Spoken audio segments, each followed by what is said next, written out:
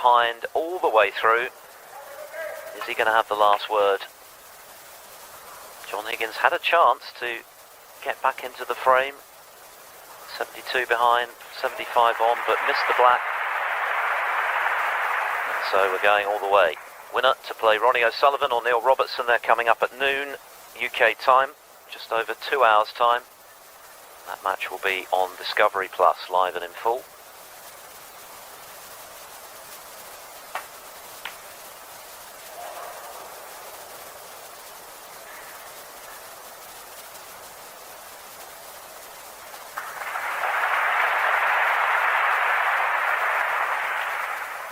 I think whatever happens in this deciding frame, Marco Fu will come away from this tournament feeling pretty encouraged by what he's been able to do, beating Mark Selby and matching John Higgins to this point. He's made some good clearances under pressure, having been behind in a couple of the frames he's won. Played a good safety there, acknowledged by his opponent.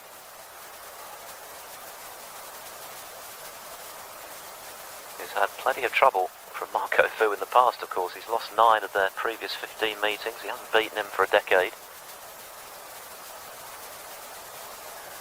Beaten handsomely in the end in his home tournament, the last time they played.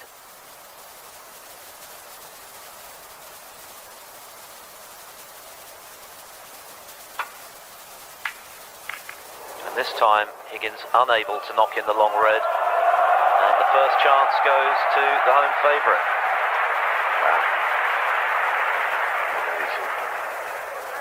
It was the kind of shot where he was looking to get around the back of the black, a bit like the previous frame when he played a shot to the other corner, which led Marco in for that break of 72. It's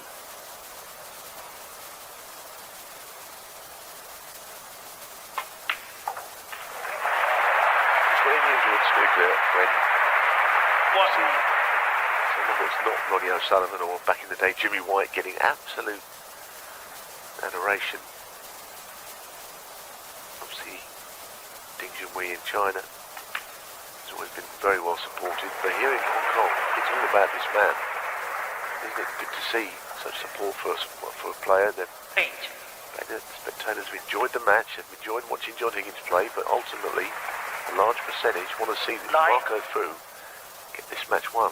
And what a position he's got in which to do it now.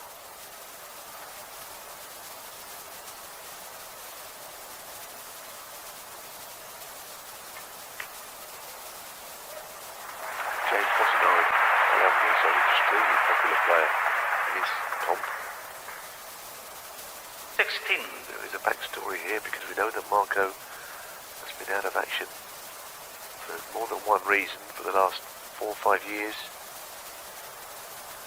Very few results to back it up recently, but as we're seeing, he still play the game.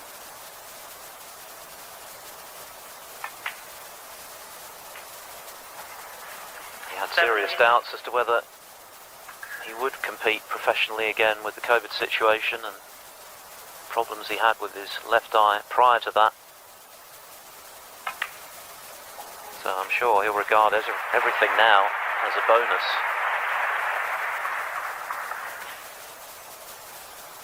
It would be some story, wouldn't it, if he came out at the end of this weekend with the title.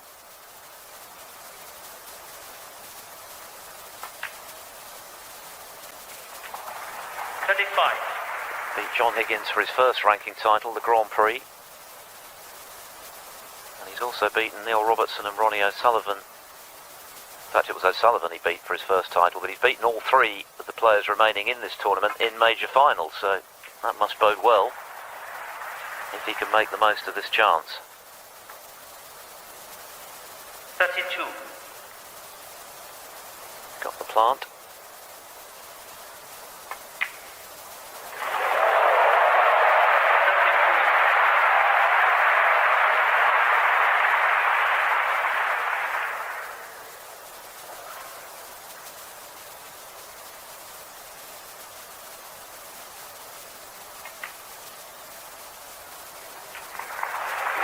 Okay, and we saw actually when he planted that red that the other red that was involved in the plant is also now still possible to the right corner.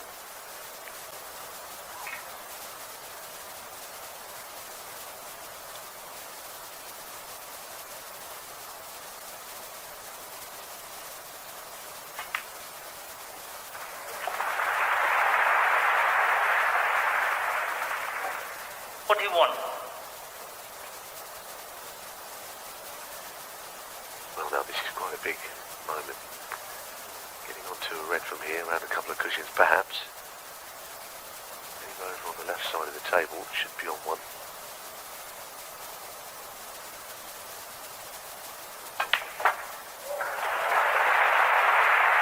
Might play the red in the middle from here.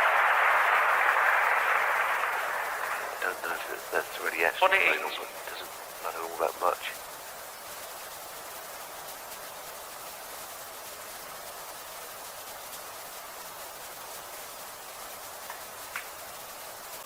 Throw something else into the mix. He's actually on reds and blacks again. 49. I don't think that's at the forefront of his mind at this moment, but he's still on reds and blacks. Well, it's just a fact. As he was in the previous frame, he made 72. That's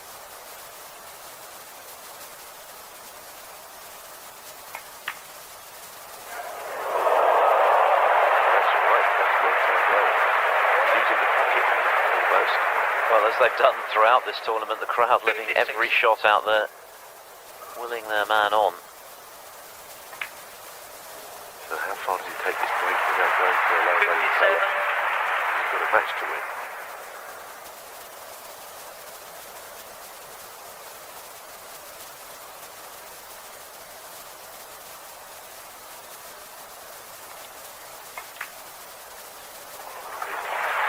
This would be one of the great moments, wouldn't it?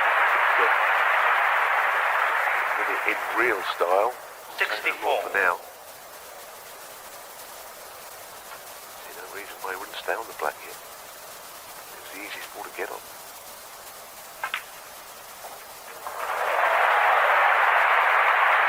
It's gone a fraction too far there because there's a red in the middle of the bunch which is indeed available. But not perhaps as low down as he is.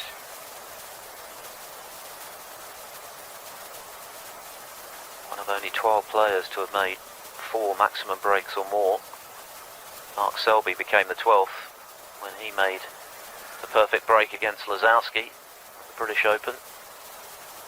But the match, the frame, not yet won. Played a good shot there, really nipped the cue ball. Now, this is match ball. This is ball fell down in the previous frame. Still got the frame one.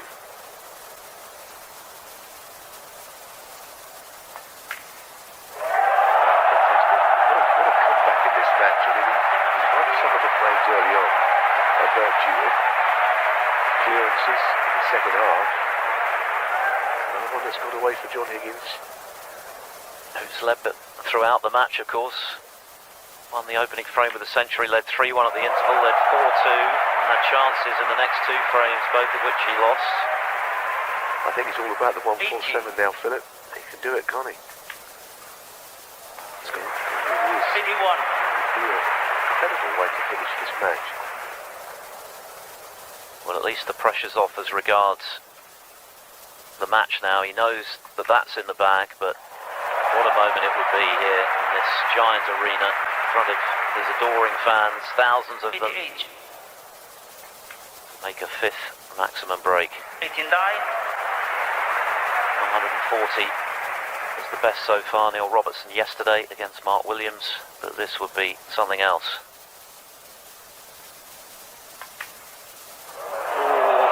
He flirted with calamity there. Used the full width of the pocket, but it's dropped. It's obviously got the red on the side cushion to negotiate. That's okay. I don't know if he wanted to play the cam on the red, but I don't think he needs to. I think he can get behind that red down the rail. Roll it in on this table.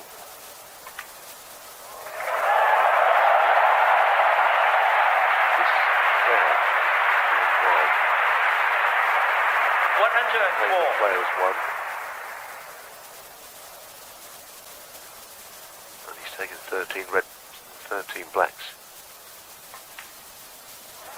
Now what does he do here? Does he play 105. double, move the red? Moving the red is all very well, but moving it and getting on the black from it, not easy. this is the right shot. Sure it is. We've still got to get it. We've still got Higgins gets one of these. And I still believe it's the safest option. If this goes in, it's naturally on the black. And ladies and gentlemen, it's on. What a big shot this is now. Loads of pressure on it.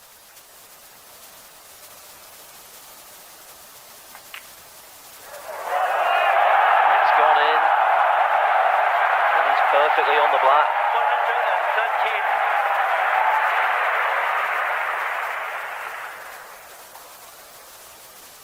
Screwing directly up here, I think.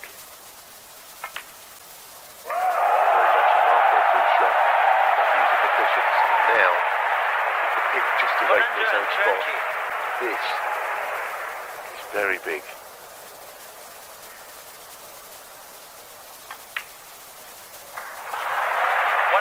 John Higgins will obviously be disappointed, having led throughout this match, to be denied at the last, but he, along with the thousands watching inside this Hong Kong Coliseum, will be rooting now for Marco. Looking to make another slice of snooker history. It would be the 180th professional maximum break, the 4th this season, and the 5th in the career of Marco Fu, a career that was in serious jeopardy, but he's still got to negotiate these last 3 balls. Well, he's a little too much of an angle than what he wanted. Going up and down, he needs to slow down. It's absolutely perfect. Welcome back to the big time, Marco Fu.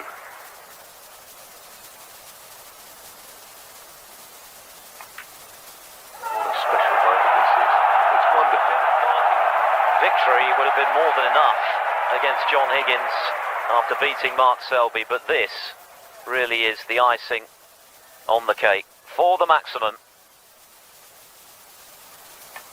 Wonderful. What a performance, and what a time to deliver his 5th 147 break in front of this incredible crowd who are on their feet. Deafening noise inside the Hong Kong Coliseum. Warmly congratulated by John Higgins. What a great moment. One of the greatest we've seen in recent times, particularly when you consider that Marco Fu thought his career was done with his eye problems and the COVID situation, and he